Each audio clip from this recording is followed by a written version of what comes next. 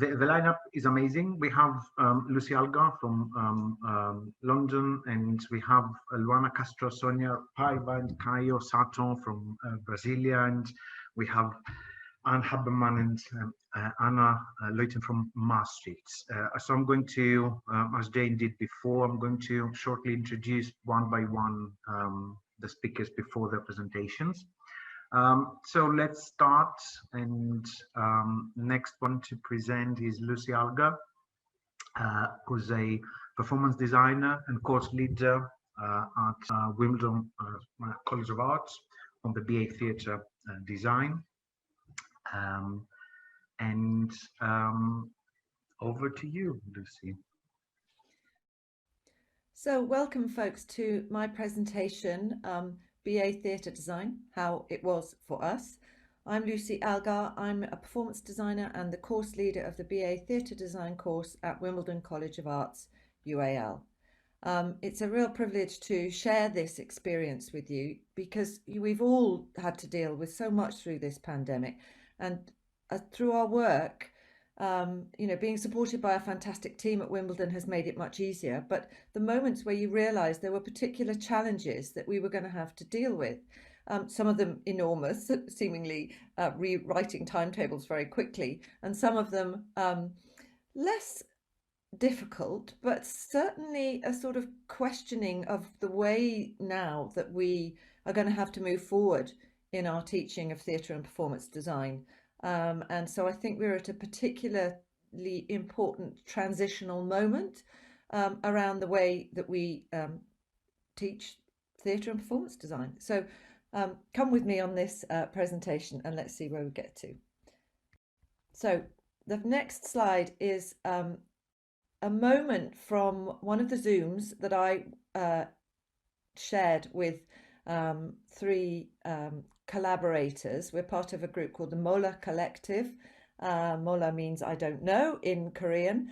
And Sung Im Ha, who's a dancer and choreographer, Yongjung Chang, who is a creative technologist, and Laurence Garcia is a sound designer. So we've been working together through the pandemic, coming together on Zoom to share each other's practices and see what we can come up with, just to play really. And making space for this has been really important for me in sustaining an energy around teaching theatre design. So we've also, on the 1st of July, I was thrilled to finally get together with Sung Im in a studio and create some responses through drawing to her movement. And then once these drawings were created, I then made a costume on her body and we filmed that. So that's been really, really important because drawing is absolutely at the core of all of my work. As you will see here, in April 2021, when we were finally able to escape from lockdowns, I headed to the beach to draw there, and observing and looking and drawing being my way to investigate the world around me is vital. And I had a lovely moment where I met Sung Im in the studios at the place, and we were able to work together then. But drawing at the core of all my work. I have a little quote here from a lovely book, Sculptors' Drawings and Works on Paper. To be able to make sculptures, it is important to know how things work.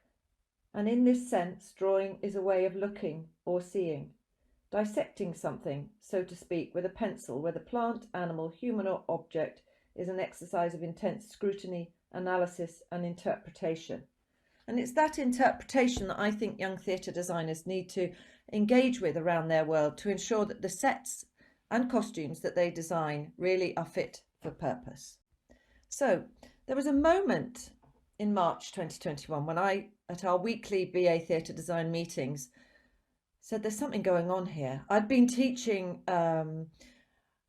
students who had been, working primarily digitally for a long time at that point, and I was working with the third years on their final projects and became really aware that they were struggling to really, engaging with how something moves. A drawing might move, as this one does, but also how a set transforms within a performance, how the set allows the performers to tell their story. So yes, a growing awareness that students were struggling to truly understand spatial awareness, how a set transforms, and how performers tell stories within a designed space. And then I went on to consider this, how the decisions they made about performative environments affected the actor. Performers need to belong in the space. How does your audience, I asked them, understand the unfolding visual narrative? So it became evident that more discussion was needed about scale, depth, entrances and exits. One of the ways we sort of dealt with this situation was to engage with my drawing performance workshops, and we brought in the experienced performers that I've worked with for a long time, well, since 2016 on these particular workshops, to enable them to consider height, width, shapes and performing bodies within spaces and stories. So as always, my phrase has been, whilst teaching at Wimbledon, creating confident collaborators and communicators is my key thing. And we are now very much in a digital world. And you can see an image here of Kika Dias Silva, one of her pieces for the London Contemporary Dance School collaborations, the design collaborations we made with them. So all of our collaborations in the third year that should have been live between October 2020 and February 2021 had to become digital. And here you can see that Kika has placed performers in an actual model. She's made a space there, but this turned into the most wonderful 6-7 minute performance. So they have really worked with collaborators to make pieces like this. But then we go on to the next slide of Kika's. Maria is her main name, nickname Kika. So investigating and communicating ideas. So here she's communicating ideas digitally, and I really pushed her to ensure that the texture on the walls, you know, the detail was in these digital recreations of the spaces. So, you know, why did this happen, this sensation that they were lacking in understanding around physicality and materiality? You know, it was, you know, a lack of being in spaces with other people, a lack of physical tuition in their second year, lack of being able to be with them. Doubtless, we made extraordinary projects in the second year that enabled them to communicate. But it was this particular nuanced understanding around space that was concerning me. So yeah, materiality and model making in the studio, this wasn't happening. This couldn't happen. So the feeling where they would constantly normally be walking around the studio seeing each other's work, that just wasn't able to happen. Even though we tried to make that happen online, of course. And I also feel that this happened due to the fact that live performances, they weren't seeing any live performance. And that affected their understanding of how performers and sets reveal stories together. A lack of touch, just literally a lack of touch. And a lack of time spent in a theatre with a production manager discussing possibilities. I talked about this with Igor the other day on our Birkbeck project with the MA Theatre Directing course. And he said when he takes students into a space such as the Almeida we were talking about, you know, he'd leave the students in there for a bit and then 10-20 minutes will pass and then the questions start about, well, what does that how does that really fly in? And I really think enabling young designers to look at the physicality of theatres is so important. And we will be doing this with VR walkthroughs of theatre spaces, I'm quite sure. But at the moment, I still want to try, when we can, to make sure that enough theatre visits can happen on the BA Theatre Design course. I'm going to move on now to some images of more digital work that some of the students created in their third year. So this is an image, an early image by Wenling Wu for her piece, The Russian Sleep Experiment. Now this did grow through encouraging her from a physical motherboard that she, you know, found from a computer, and she developed this into a very exciting final design. But this is part of the process, so it's really interesting that she physically then took apart a computer to create this design. So I think, you know, I don't suspect this would have happened without, but I was still concerned about how this physically related to performers in the space. A digital drawing here, sort of physical and digital drawings scanned together here by Xinping Wang as part of her storyboard for The Little Prince. You know, really excited that she was able to come into the studio and really pushed the making of this model. You'll see in the next image the physical model. It really shows her ability to draw and observe and understand, and you know, this mix of digital drawing and physical drawing is really you know, quite exciting there, I think. We've got her image here of the actual model, so the final model set in the desert where the pilot met the little prince. I did as my utmost, even though she was only working from her room for most of it. She did come into the studio finally, but she bought plaster, she engaged with materials. So encouraging students to engage with materials, you know, that lovely moment when you're designing something and you're working with a whole range of materials, and then they start solving ideas without you realizing you even had, you know, I just feel that working with materials, there's no substitute for that, through touch, to come up with ideas for theatre designs. And it's this that concerns me about some of the digital renderings that appeared that seemingly lacked the presence of human touch, really, but also human movement in the space.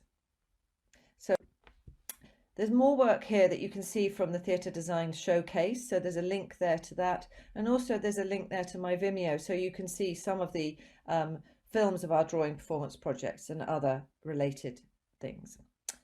So in response to this issue, what did we do? Well, the first thing was to acknowledge the problem and the challenges that we faced as educators in this hugely fast changing world. But then it's a case of embracing the possibility of multiple processes, a little bit like Xinping had used in that previous image. So bringing together drawing and digital.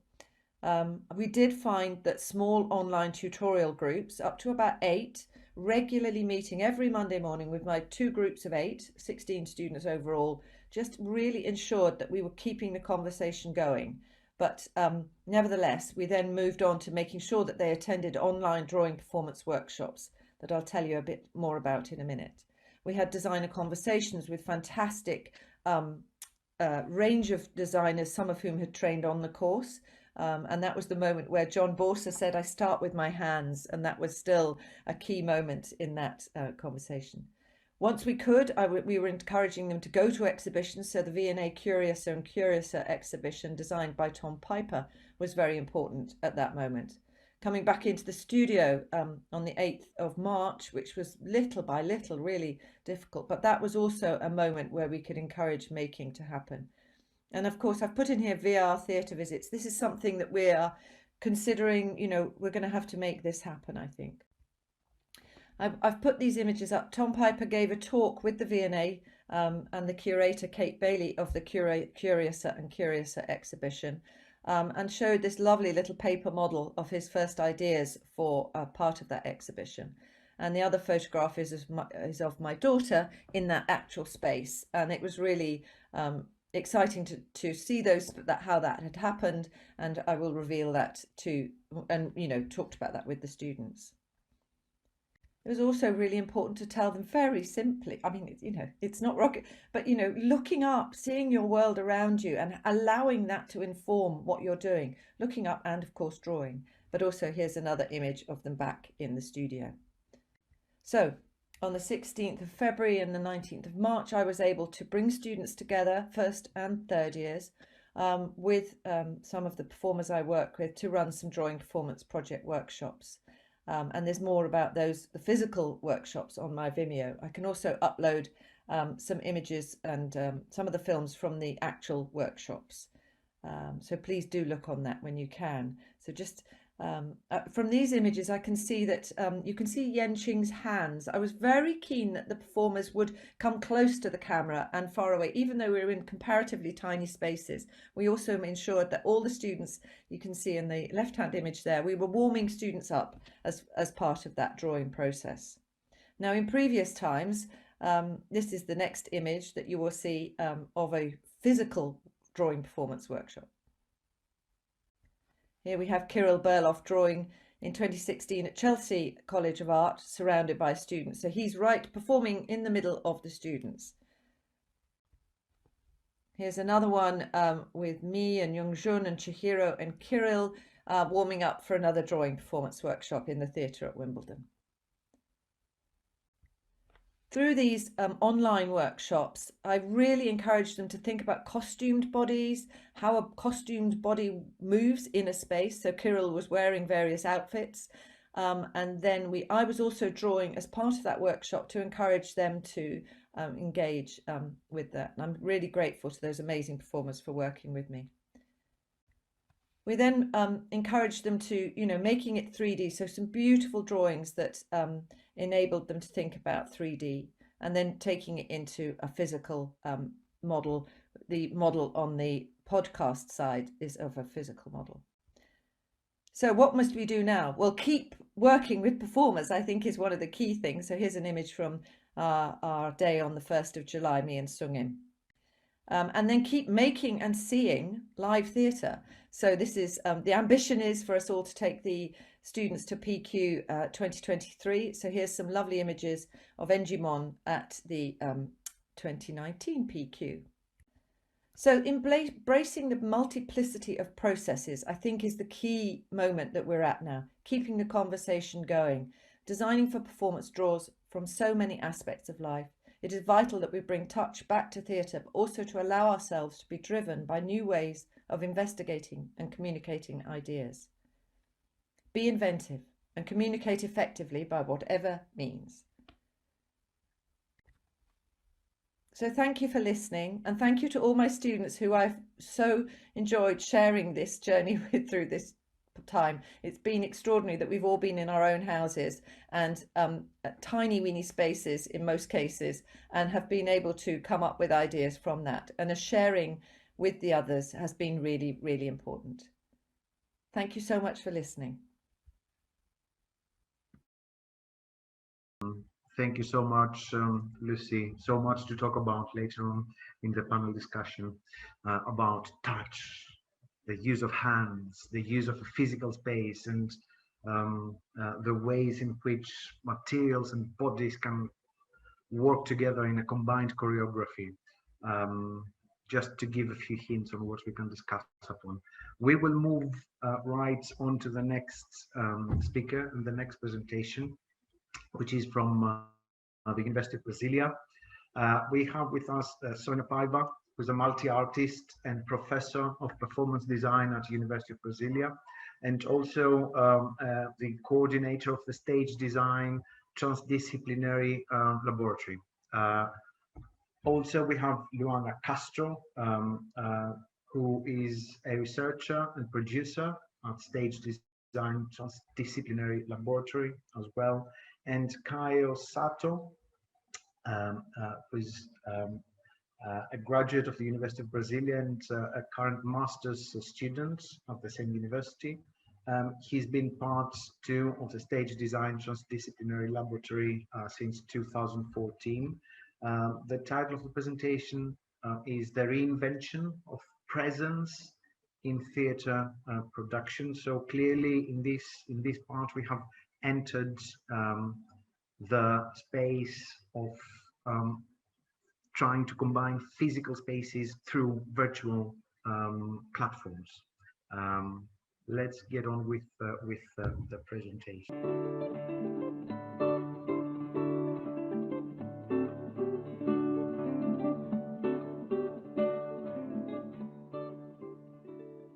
Olá, meu nome é Sônia Paiva, sou professora da Universidade de Brasília.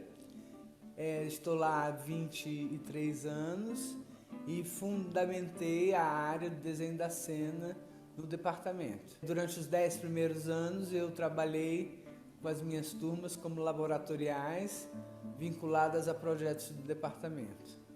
De 2010 para cá eu formei o meu grupo de extensão de ação universitária, meu programa que chama-se Laboratório Transdisciplinary de Cenografia, onde eu tenho pessoas de todas as áreas da universidade trabalhando comigo.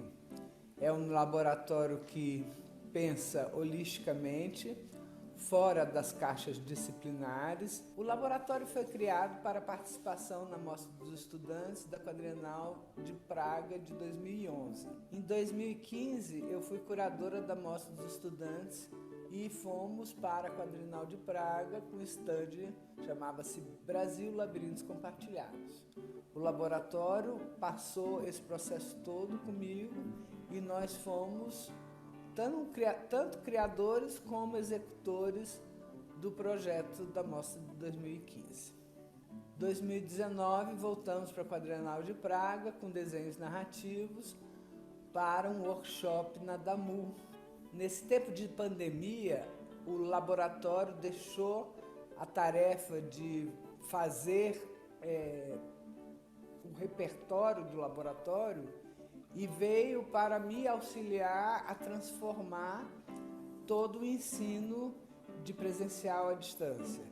Isso quer dizer, tivemos que gravar todas as aulas para deixar o material gravado para os alunos, tivemos que reformular todo o processo, então toda uma agenda e o que eu chamei de cronograma em mutação, porque de 15 em 15 dias a gente ia e repensava o projeto, conversava com os alunos.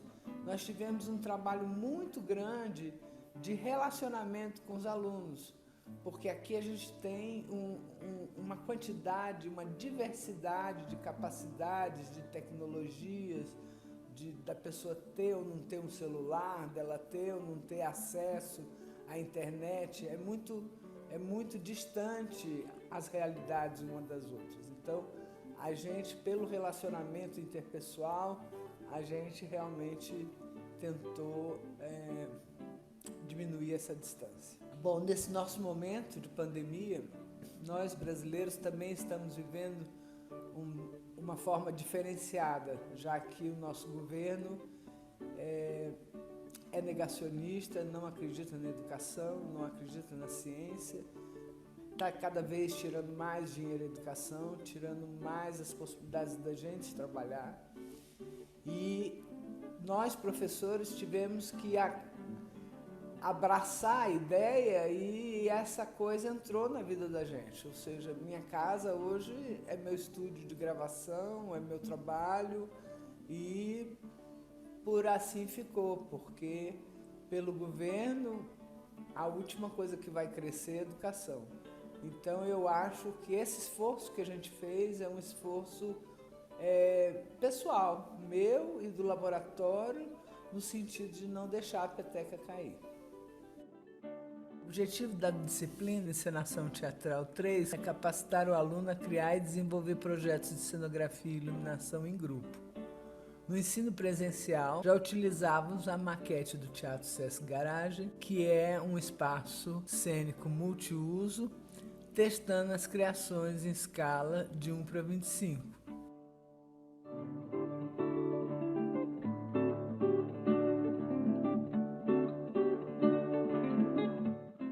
No início da pandemia, nossa tarefa foi adaptar essa dinâmica presencial para o ensino remoto. Eu sou o Caio Sato, mestrando em artes e membro do LTC desde os meus 17 anos. A minha colaboração para o ensino remoto foi a construção desse estúdio no salão que a gente está vendo aqui agora, na casa da professora Sônia Paiva, por exemplo, com a construção desse tripé de mesa para as demonstrações e do fundo chroma key. Além disso, eu fui responsável pela gravação, edição e produção dos vídeos junto com a professora Sônia. Foram desenvolvidas estratégias mesclando o ensino síncrono com assíncrono. O mais importante para nós era entendermos coletivamente o processo. Eu sou a Lua e minha principal função é manter a nossa comunicação com os alunos funcionando. Eu acompanho a dinâmica dos grupos para saber como eles estão se relacionando e se o projeto está fluindo. E eu também acompanho os alunos de uma maneira um pouquinho mais individual. Então eu presto atenção na participação de cada um. E aí eu entro em contato para saber como eles estão passando, como está a saúde, o emocional, como está a família deles.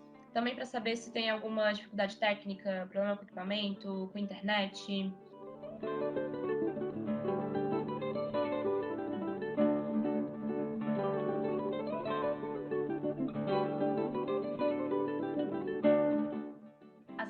desenho de cena e dos planos de luz, eles foram feitos em grupo, remotamente.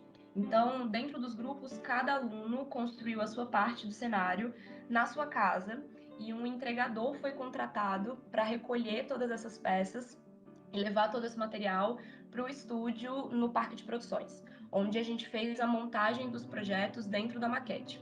A montagem ela foi realizada pela equipe do LTC, seguindo o planejamento e as indicações dos alunos, e foi transmitida ao vivo para a turma inteira. E esse foi um momento de eureka para todo mundo, quando a gente virtualmente se sentiu como se tivesse em uma montagem teatral presencial. Então, estava todo mundo ali na hora, solucionando questões da iluminação e do cenário, só que a nossa equipe no estúdio e os alunos, cada um na sua casa.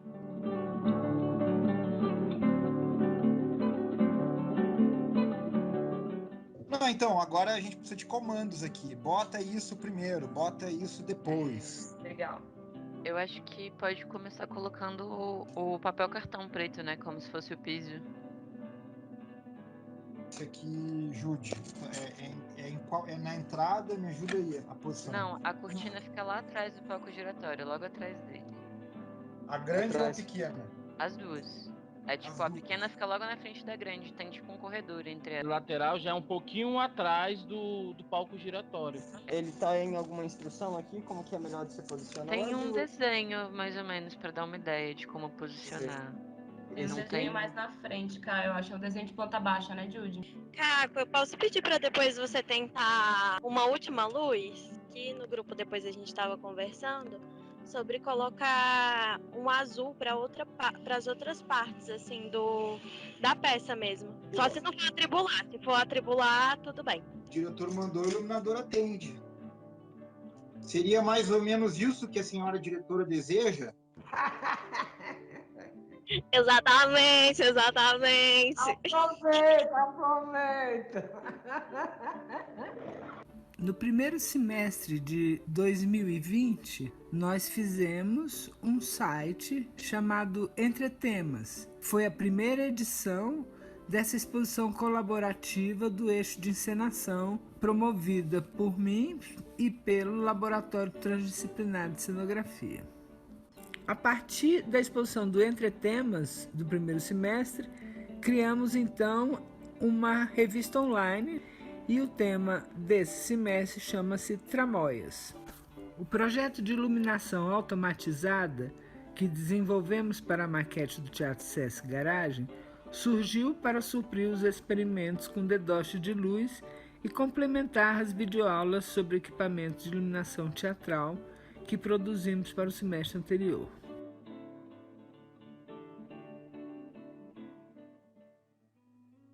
Tudo começou com a desmontagem dessa lanterninha de LED a pilha. O João trocou as pilhas por fios elétricos para começar a comandar o LED pelo Arduino. Fizemos então os primeiros testes para saber se era possível controlar a intensidade e tempo. Depois a gente voltou a testar o LED na maquete para buscar entender como é que seria essa escala da iluminação na maquete. E logo a gente começou a testar outros modelos de fontes de luz, como chips e fitas de LED. Agora, a brincadeira começou a ficar séria mesmo quando a gente inventou de criar moving light em miniatura. Procuramos por diversos modelos de LED que tivessem diferentes temperaturas de cor e diferentes ângulos de abertura do facho. Paralelo a essa pesquisa de escala, de brilho, de intensidade, de fontes de LED, a gente buscava uma solução de estrutura de montagem e fixação dos equipamentos, de modo que eles ficassem livres, sem afetar a estrutura da maquete. A iluminação robotizada e automatizada foi o grande incremento que a gente conseguiu dar para as aulas na maquete desse semestre. com a participação do João, a gente conseguiu explorar uma série de conceitos de movimento e de controle de luz que até então eram vistos em programas de 3D, que é muito útil, mas não passa aquela sensação de realidade como a maquete física passa.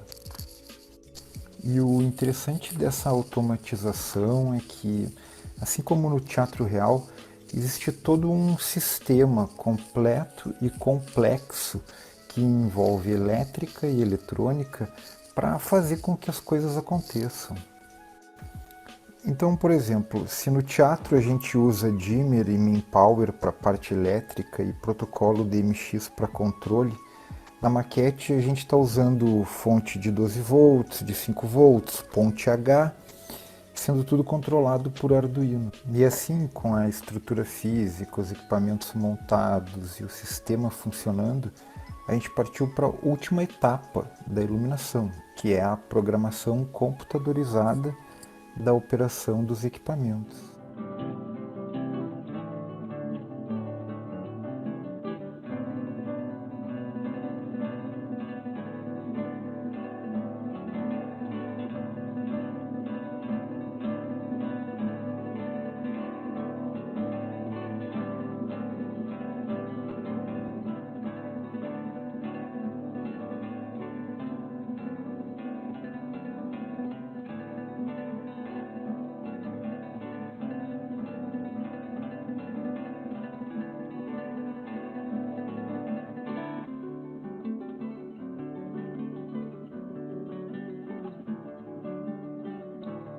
Eu agradeço a todos vocês, todo o laboratório, ao João, ao Caco, ao Caio, à Lua, Gabriel. Ai, meu Deus, eu vou esquecer de metade da turma, mas vamos embora. Dina, Ingrid, Lara, Amanda, Judy. Quem é que eu estou esquecendo? Eric, Júlia, Horta, enfim. É muito bom estar com vocês, muito bom ter uma equipe tão maravilhosa que me apoia e só tenho que agradecer, é muito bom mesmo. E agradecer muito aos professores que estão com a gente, a Agamenon, a Fabiana e ao Érico, porque eles estão comigo desde o primeiro, acreditam nessa loucura, né? E vamos em frente.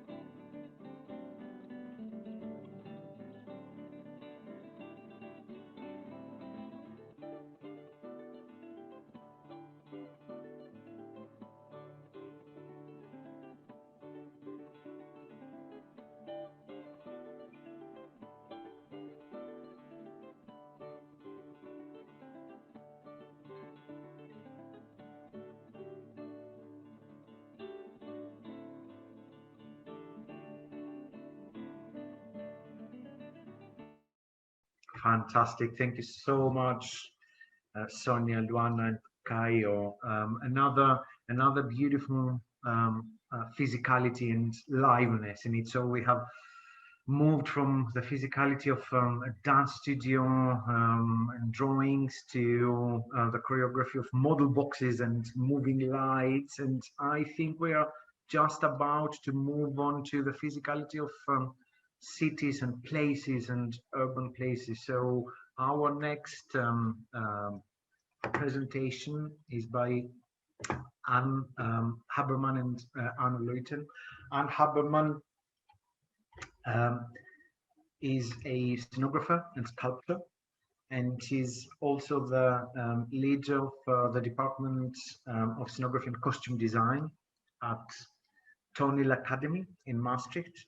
And Anna Leuten is a performer, radio and television maker, and lecturer in philosophy, dramaturgy, and artist writing, which I find is an amazing title for a lectureship, at the Institute of Performative Arts in Maastricht as well. The title of the presentation is Identity of a Space, an Investigation in World Working as Arts Education. So grab your pens and papers, and let's hear from Anne and Anna.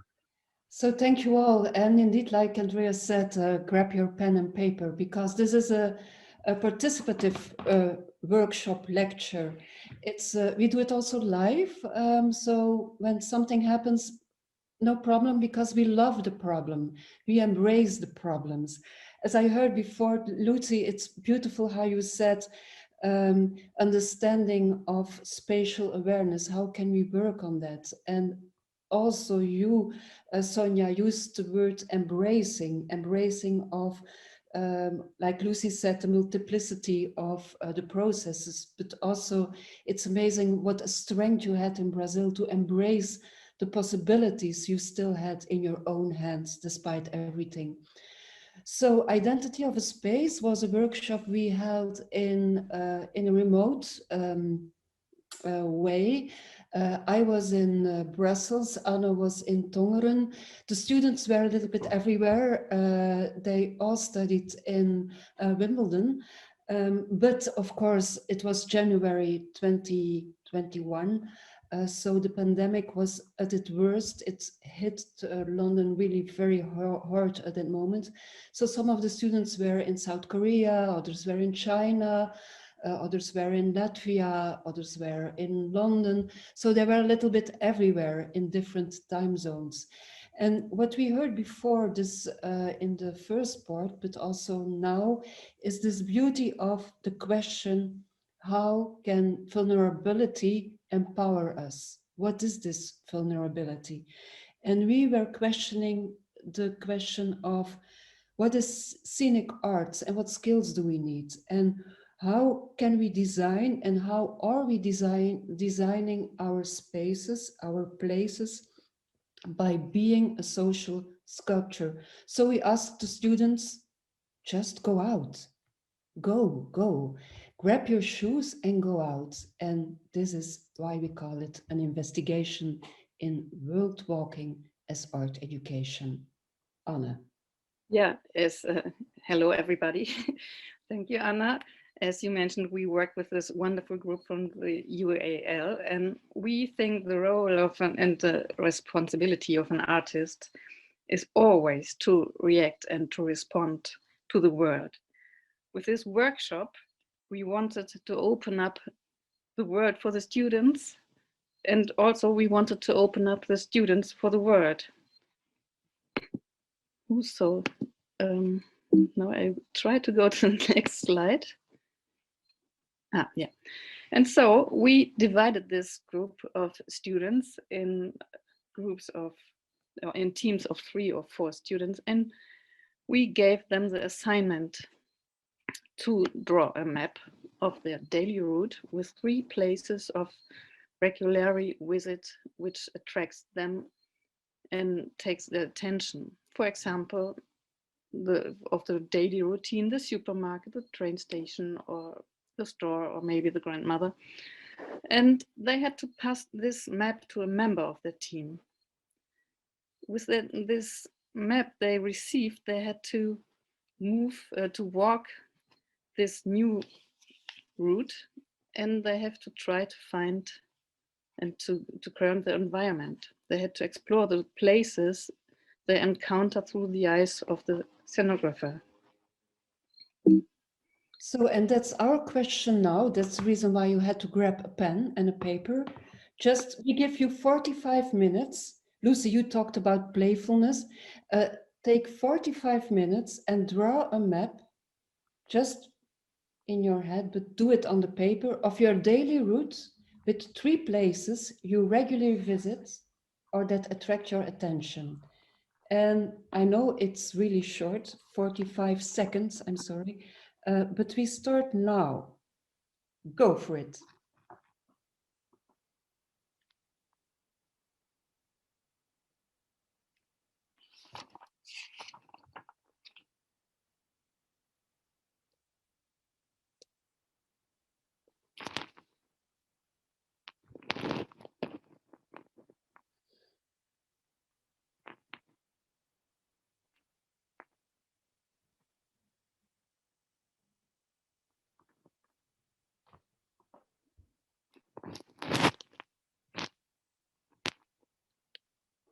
"15 seconds left.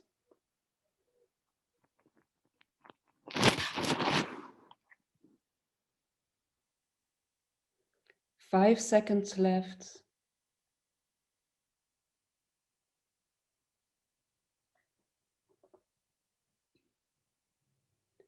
And just finished.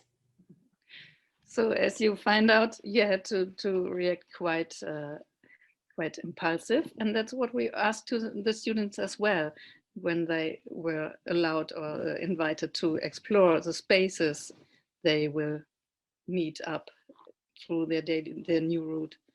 And so we come to the next slide. And here you see an example of how someone, this is George in Omskirk, who was making a drawing of his daily walk or his map. And you can compare it with your own map and how you did it. It's nice to see also the next one. Yeah, this was Eva Leviva. She was based in Latvia at that moment. It was really cold, -10 degrees, and she was drawing this river, and she had her own way of drawing, you see, with aquarelle techniques. And the nice thing was how she described her drawing, her map. She tells us there's fresh air, it smells crisp, and you feel these little trinkets on your nose. Snow is delicious, she explains to us. And the next one from Sônia. Yeah, that's Sônia, and here you see how important it is that everyone has his or her or their own way of drawing or making a design of their space. It's a question of looking and paying attention, this beautiful word of attention. Sônia did it with words. And then we had Xinping, who was in London, who made a drawing, but this was his second attempt. And this was really interesting for us. Yeah, because he had a correct misunderstanding. What we found was really fascinating, that a student nowadays made an interesting walk through Google Maps. And he found these free spaces on Google View. So we asked him to make a drawing by hand. So he did. Yeah, this is particularly interesting during this pandemic because everyone was stuck before his or her screen, and people were also walking by Google Maps and not walking anymore. Some of the students even didn't leave their room for days. So it was really interesting to see how people were walking through or with the help of Google Maps. And so we came by the second assignment. Yeah, and we wanted them to explore the spaces which inspired them most, and that the exploration is immersive action of artistic research, that they had conversations with the users of this space, that they were not afraid to ask them questions. What does this place mean to other people? The local knowledge was important for them to really explore the spaces, to find out what you can find there. And one of the main or really important assignments was to look through the eyes of a scenographer, how to frame the view, how could you use this space for an artwork or for a performance, and how could you find out a storytelling on this place, associated memories, how could you find them? So the next step was, after finding one favorite space, to connect this place from each member of your group into one artwork. And it sounds a little bit difficult, but when you see here the maps of different people of one team, the teams were with 4 people, they've put the maps together. And for instance, George had this map with the post office, and there you see the heart. And then Eva did the same route, the same trajectory as George, but in her hometown. So she went first right, first left, right, left, and so on. And the place where the heart of George was in her neighborhood in Latvia, was a playground. So people discovered new places in their own hometown by using the map of someone else. It's a little bit a play of the situationist, or so they were really very playful with it. And then at the end, they made together, although they weren't together at the same place, they made together one artwork out of it. And this group, they made a thriller. It was really suspension. They made a new story out of all those maps and these experiences. We have a look to it now.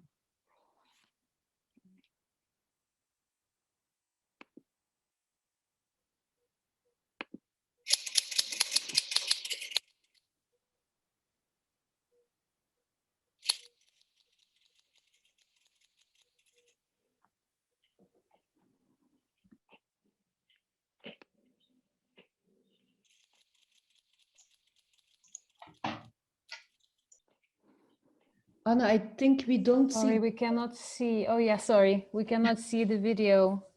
Okay. Okay, so just give me a second. I think you need to stop sharing the screen and reshare to the YouTube link. I know, I think I do something else. I go, oops. No. Now I have to put something away. So I'm sharing it like that. Okay. Do you see it now, the YouTube? Yes, it's opening. Yeah, okay.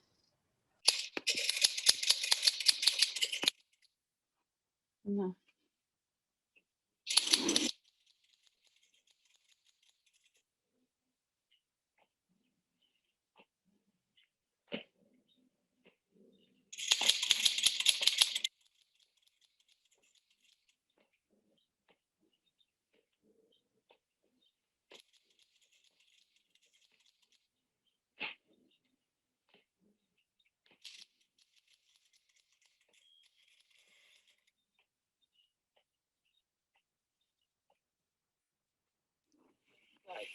How terrifying and how merciless I was to it 6 days ago. I generally thought I was never going to see my family again.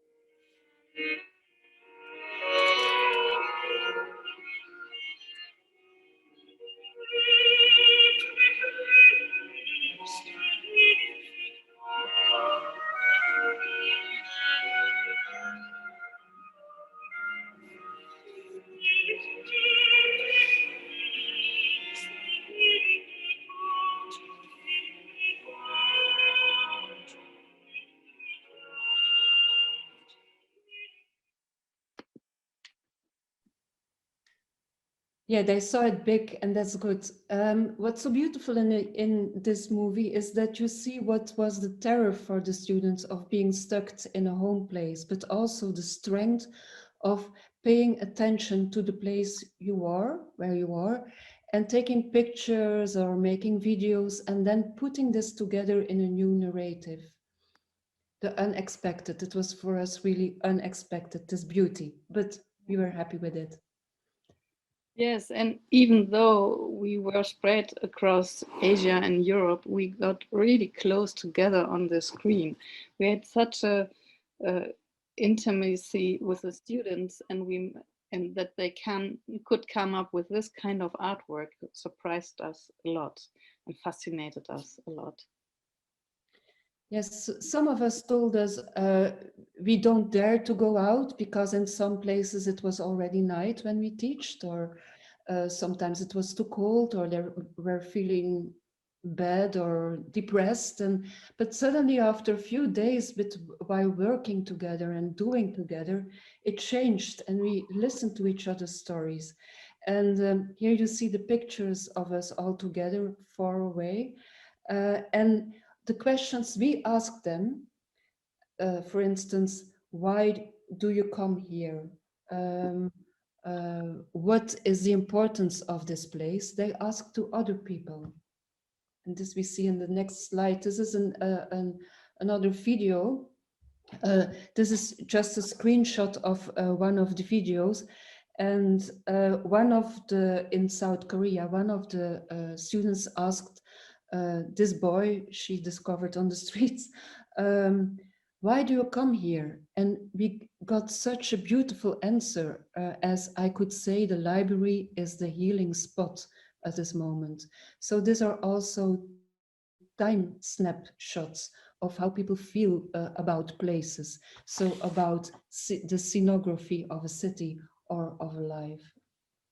Yeah, and the next one, she was in Beijing and she was standing on this bridge and asked the people, what do you think about this place? And there was somebody who said, it's a nice place to overlook this landscape. And this kind of humor at that time was also so funny that we had this kind of answers. Yeah, it was made by someone who really was afraid to go out and who first thought, I can only walk into my own room or in my own room. But she went out on a bridge. And this is of another group. And it's really an ugly building and an ugly street. But what we discovered is when you are really paying interest into this place or into a place, that you can discover a lot of stories. This is a story of a street. This is a story of a milkman, of what the street means for people. And also students discovered the beauty of the banal street views. So here you see where the makers of this little video were spread out: South Korea, London, China, and UK, Essex. And then we had another group where we had a nice experience. They didn't make a movie, but they made a PDF and they explored this space as what is a bridge. And you see in these 4 different openings, their spaces they explored. And now I try to go to another screen. Do you see this screen now? I see the Rain Sparks screen, but not the PDF. You don't see the no, but maybe I'll talk through it. So you see the name of Rafi, and what Rafi did was she discovered a place. It's called, I don't know if I pronounce it correctly, Wandsworth Borough, where there was an old and ugly building, and she was so intrigued by the place that she tried to find everything about it, and she discovered a Facebook group of people who lived in the street, and she tweeted with them, and she really made an investigation of the place, and so she was a kind of detective, and that brings us also to the way, or to the conceptual and theoretical framework or travel companions we used. These were Walter Benjamin, who said, be a detective of your own life, and how important it is to walk as a detective in a known neighborhood, but also John Berger. So we had a look together with the students to this 70s BBC documentary, but that's still so interesting about what it means, what an image and the meaning of an image can be, and how it can be changed according to what you see beside it or what comes after it. So we gave a lot of theoretical background, but on a very practical way to the students. Yeah, the ways of seeing, but be skeptical of it. That was one of our goals.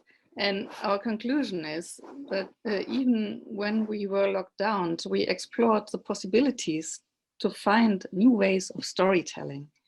We gave the students the confidence to go out, leave your screen, and you won't be alone. And find out that a random space has several identities, which inspires you to frame the view, to tell new stories.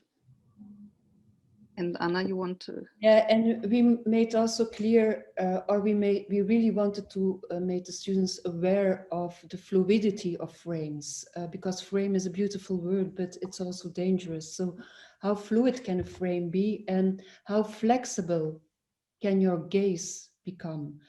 By walking around, by embodying the part of someone else, by walking as an artistic research practice, but also as a not to underestimate way of learning each other, learning about the world, and learning about your own body. So before we say goodbye, remember the assignment we gave you at the beginning. Before leaving, please put your map you draw before into the chat box together with your email address, and we will collect all these maps, and we hope that you will soon receive a map of one of the other participants, and that you then use it as a connecting gift. Yes, because connection was for us so important. When you follow the path of a stranger, of someone you don't know, you feel connected with him or her or them. So feel free to follow the path of a stranger or of each other. And we really look forward to receive your experience with this walk, and we will make a little booklet out of it. So thank you for your attention and for your drawings. Great stuff. Thank you so much. I think in that presentation too, we all crave to touch something, to play with the material, to explore a physical space and discover our dramaturgies. So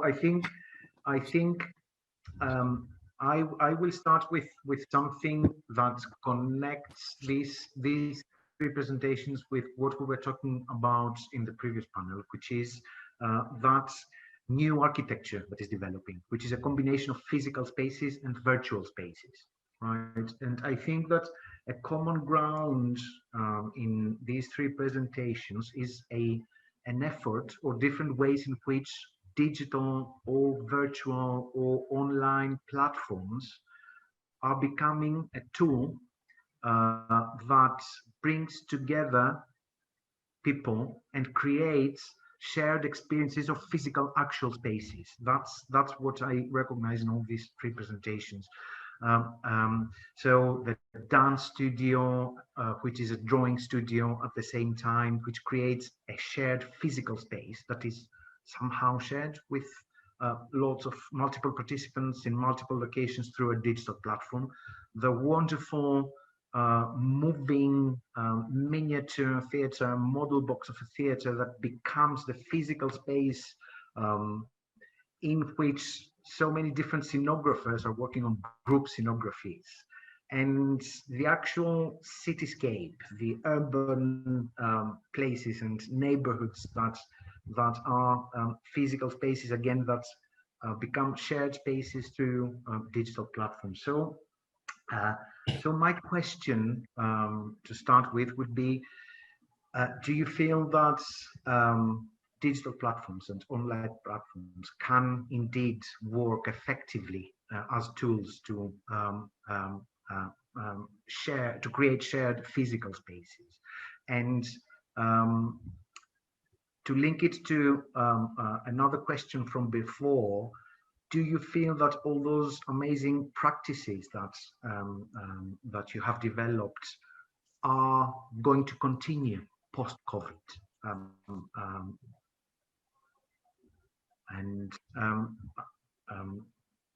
Can I start from the end to the beginning in the reverse order? So can I ask first Anna and Anne to talk a little bit about that?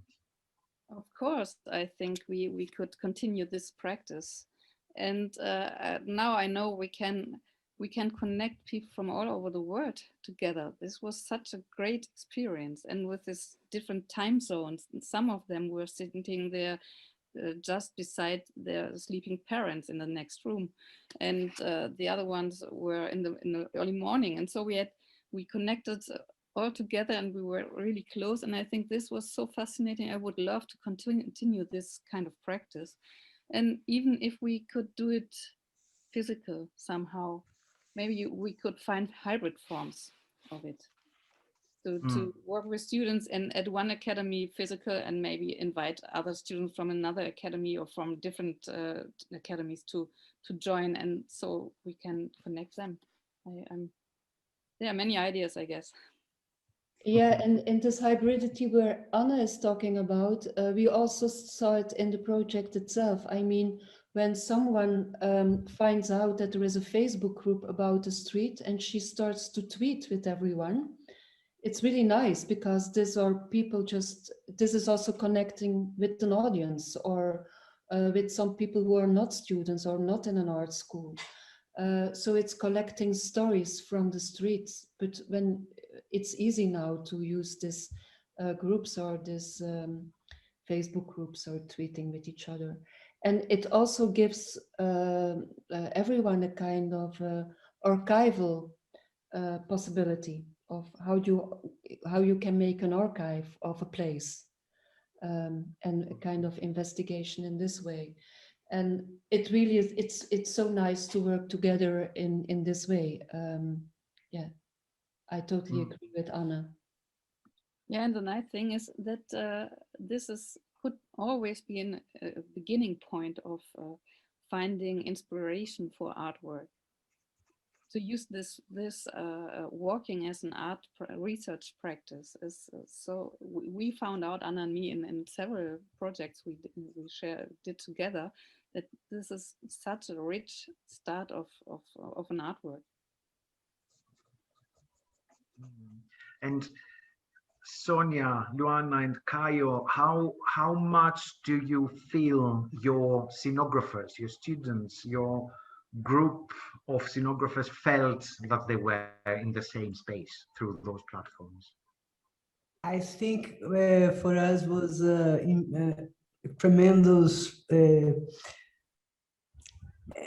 was so good to see how they could work together better than the presence, how they could not fight with themselves, because the situation was so ugly, and then they had to be more with more empathy, more they bring more calm to their discussion. It was so good to see. I felt that kind of thing that we are making should be continued, but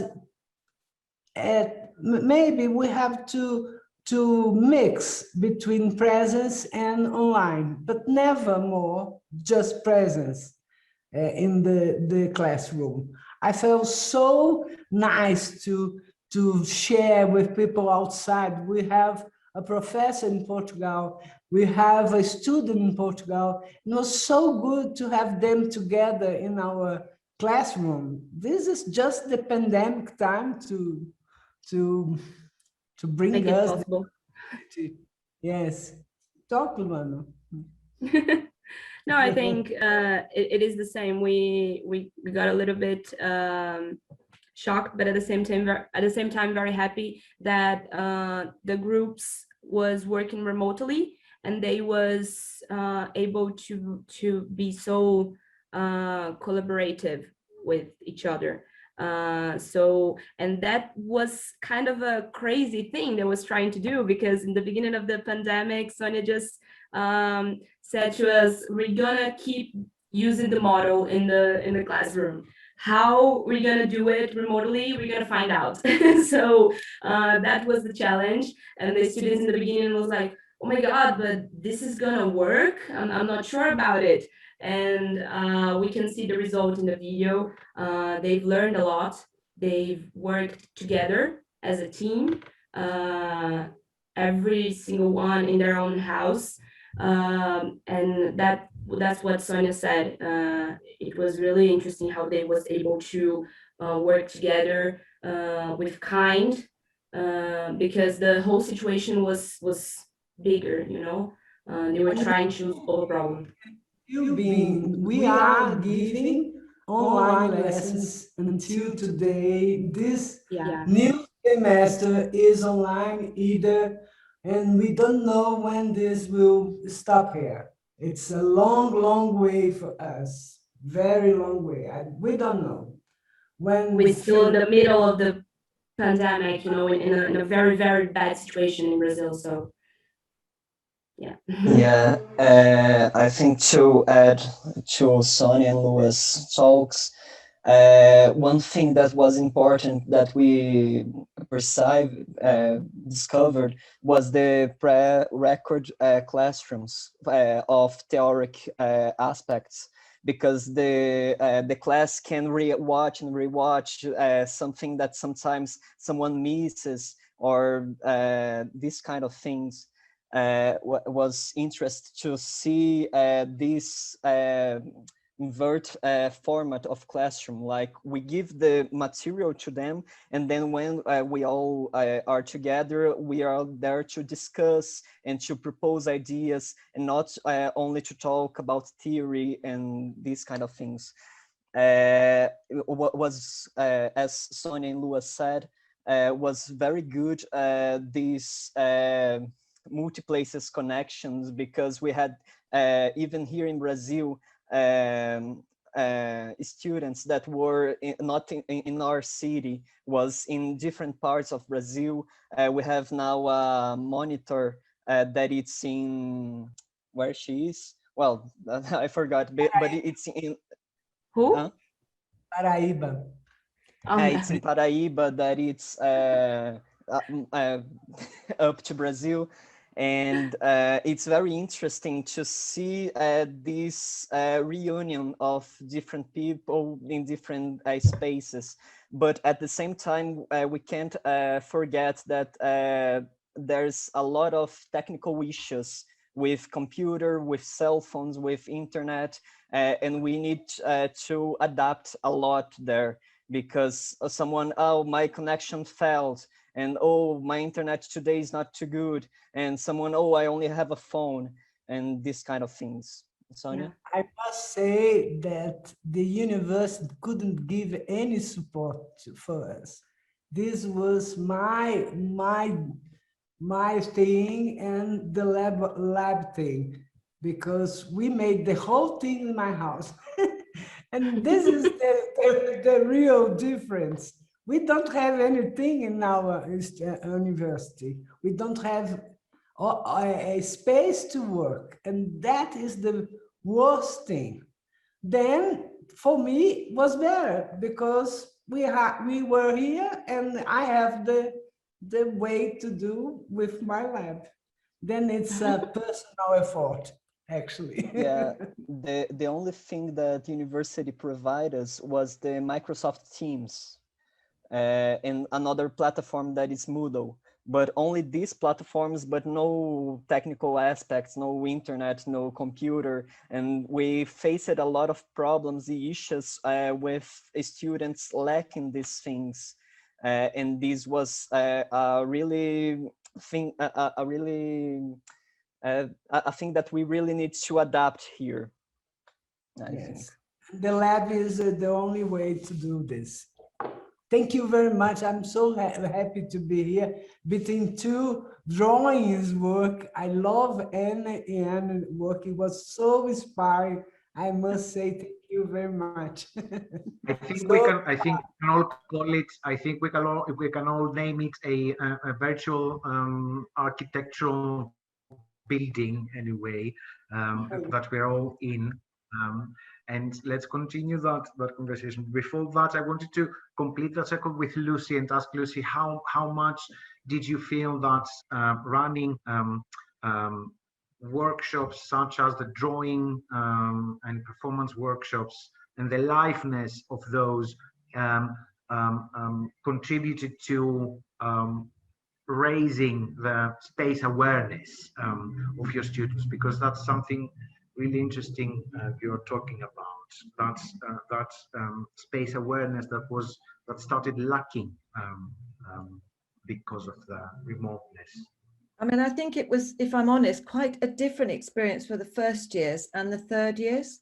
So the second years were busy with Anna, and I was working primarily with first and third years. And because the first years had pretty much only worked online, a tiny weeny bit, they came in at the beginning of the course, some of them, but most of them, there was a desire for community, for coming together, but they'd also learned how, well, the other third years had also shared on Padlet drawings, but there was a real openness to trying things out from some of the first years. And then I think that image of a small drawing and the work we shared on Padlet, because the second part of the workshop was always to share the drawings that people had come up with. And there was an image there of Emilia Mendez, her drawing, and another one by Evie Binns, where she translated the drawing into a model, but also the one by Emilia facilitated discussion. So it enabled a kind of discussion which, if I'm honest, I think something about being online, maybe if we'd been in a physical space, she might have been more reticent.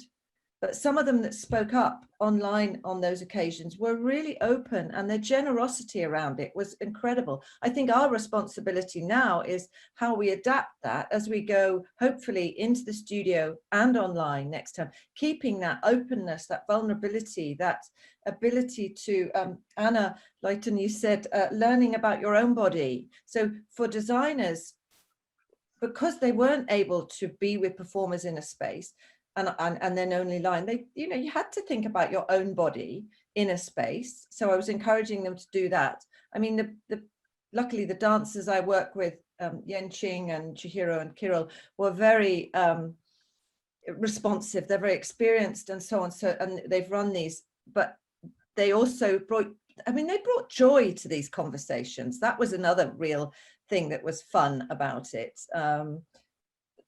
I mean, the third years had done so much amazing digital work, similar to the film that Eva and the others made in the second year. They've done all of the live projects that we would traditionally have done between October and February, had to be digital. And this is where I have an obsession with the notion that our job is to enable them to try things out. So we might teach, a few SketchUp Vectorworks, but the range of possibilities with programming is huge. And so it's about learning to just be confident to try things out. I think at this point, if we start saying this is the right one or that's the right one, we'll be shutting things down far too soon. And for me, in the previous discussion, we talked about Twitch and other platforms, which I've used with my collaborators.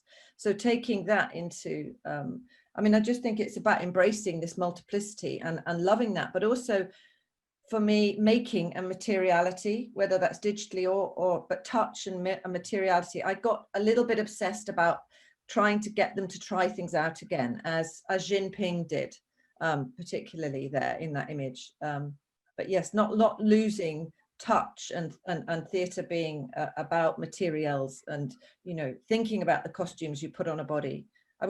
I just needed to try it out somehow, getting Kirill to try on a load of costumes, and Peter will know how willing Kirill is to try things out for them, and just seeing that exuberance about a costume might do this, because it was really difficult to teach how a costume moves on a body for me. So the material, both the materialities and live elements is clear from all three presentations that the materiality and the liveness acted as a generator of visual dramaturgies in all the groups of students.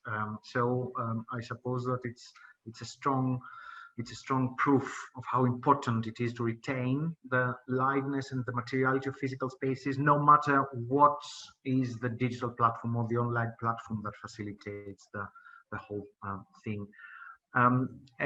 Any questions that anyone from the panel or the attendees would like to ask anyone of the presenters?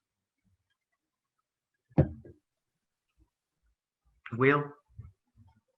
Thank you. Yeah, and thank you very much for those three presentations. And I'm not sure I really have a question so much as it's more of an observation that I was struck by the sort of change of emphasis in this panel, that it was the focus on the designer as artist, rather than about, we had a lot of detail in the first two presentations about learning outcomes and assessment and outputs and things like this. There seemed to be less, the focus here was more on processes on collaborating artists. I was also struck by that notion, particularly from Sônia and Luana and Caio's presentation about the theatre as a political act as well. That came over kind of quite refreshingly to sort of remind us that those possibilities.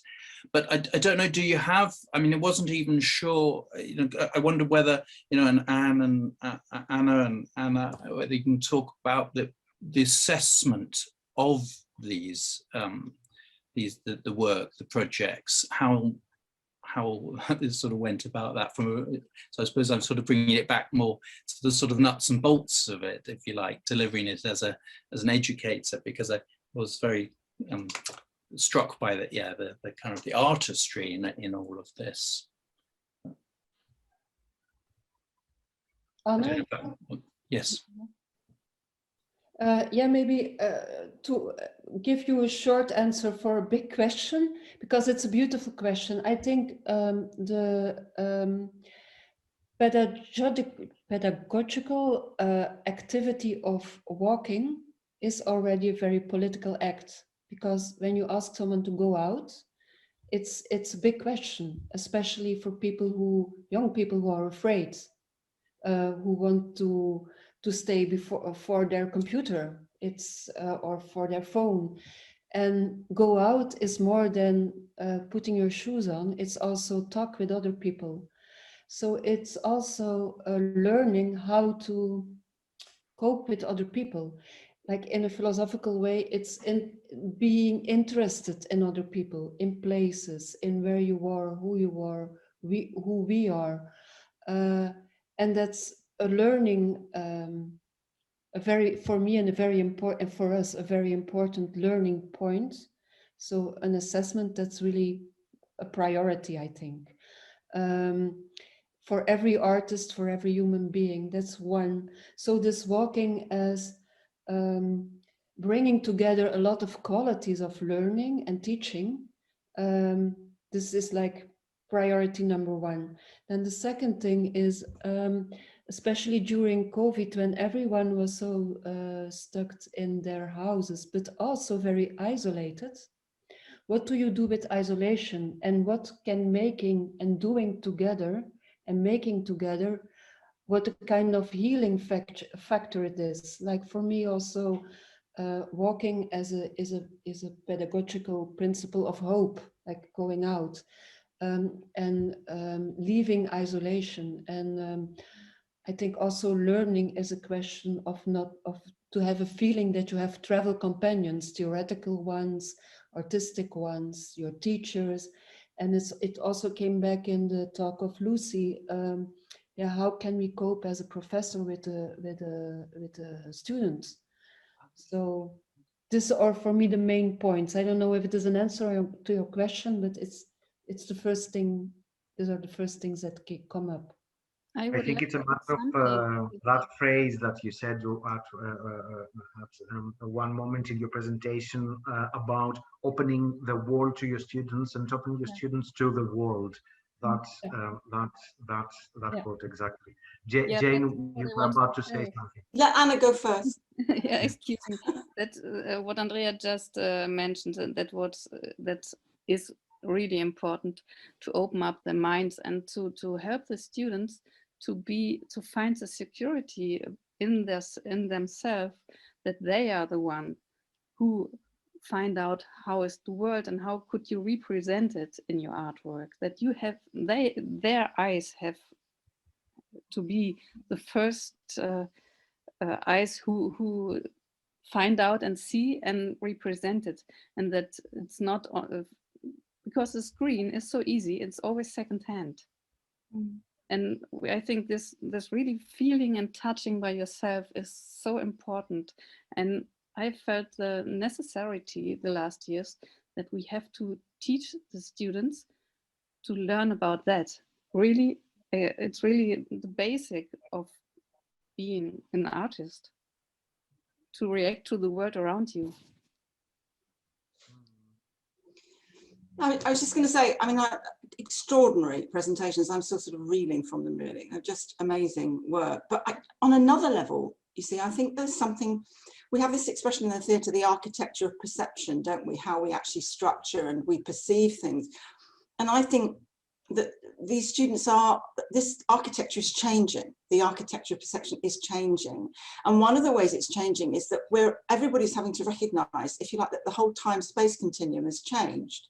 And that the kind of things we've seen as fixed and stable are no longer fixed and stable. And I think well, all the projects, just to a certain extent, but yours, Anna, and Anna completely kind of illustrate that, the way in which, and I'm not surprised they made a kind of thriller, because it's scary. It's scary that actually nothing is the fixed thing that we thought it was.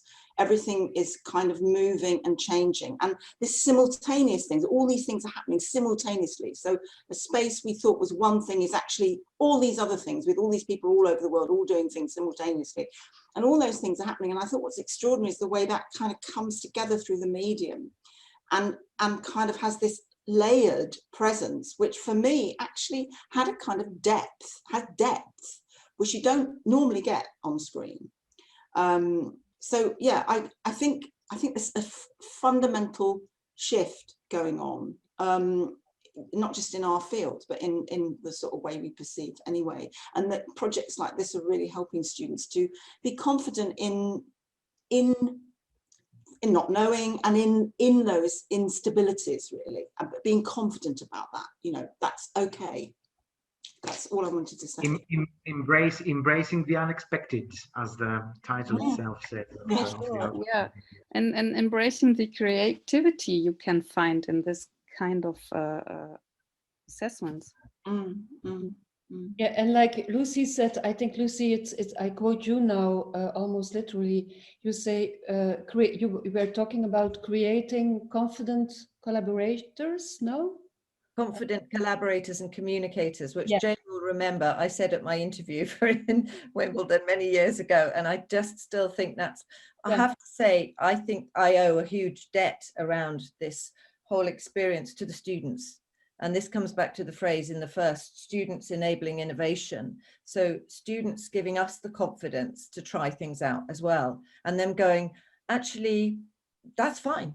And so you'd kind of go, oh, okay, maybe. So I'm really fascinated to see how we go forward with the first years into second years. And I mean, I have, every confidence in the wonderful team at Wimbledon, and Anna joining us again, and so on. But I think that we have to take on our own vulnerabilities within this. And I think that, COVID's not gone from here. My daughter currently has it. It's horrible. We're all living in this space where it's just this presence of this horrible thing. So I think just learning to trust each other, and thank you, Andreas, Will, Jane, and Peter for setting up this space where we can talk about this. because I think it's just moving through this instabilities, Jane, you said, you know, I just think we need to keep communicating. Thank you. I think we should, because I'm looking at the time, I'll try to draw literally following Anna's and Anne's example in the beginning. I'll dare draw something to conclude that session, which would be a fragment of a city in which there is a building, and which is a tiny miniature of all of us being there playing with the moving lights of Sônia and Luana and Caio, and in the same building there is a drawing for performance and performance workshop happening, and outside that building there are passers-by that are doing a walking forever experiment and workshop, and all that composition is creating an unexpected dramaturgy. So I think we all have a right to be dreaming of that kind of compositions of future spaces and scenographies.